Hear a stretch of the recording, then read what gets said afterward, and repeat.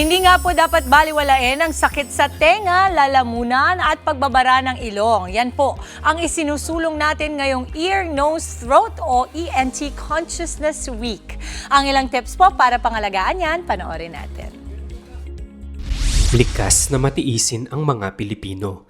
Kaya kapag may nararamdamang pananakit sa tenga, sore throat o baradong ilong, madalas binabaliwala lang natin ito.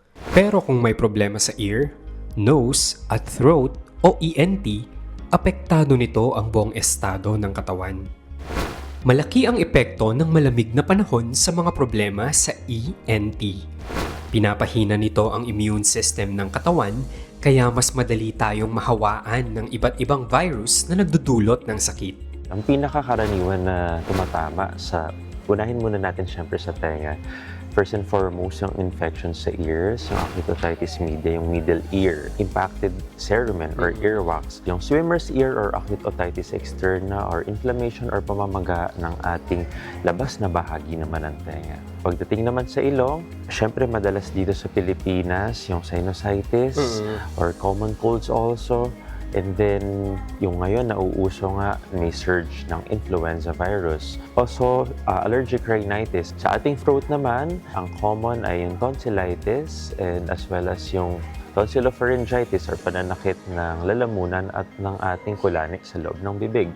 Laryngitis, which is pamamaga din also ng ating voice box. Meron din yung tinatawag naming laryngopharyngeal reflux disease wherein nagkakaroon ng acid reflux from ating sikmura pataas ng ating lalamunan. Ano nga ba yung mga senyales na dapat bantayan ng ating mga kapatid para malaman, Dok, kung seryoso nga ba yung ENT problem nila?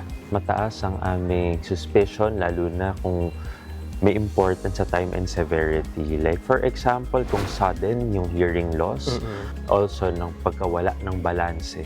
Okay, lalo na yung mga tao na nagsusuka na din. Sa nose naman natin, kadalasan kapag meron tayong cough or colds na untreated for about 1 to 2 weeks, may kaakibat na rin ito ng mga greenish or yellowish discharge as well as fever or lagnat.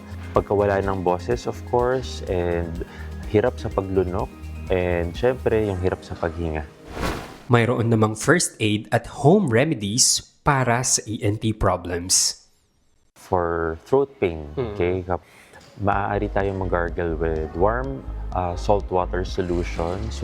Pwede rin naman tayong mag-invest sa ating rest, okay, and hydration. And of course, we do have our over-the-counter medications. However, if wala pa ring resolution or improvement after a few days, doon na tayo pumunta sa ENT.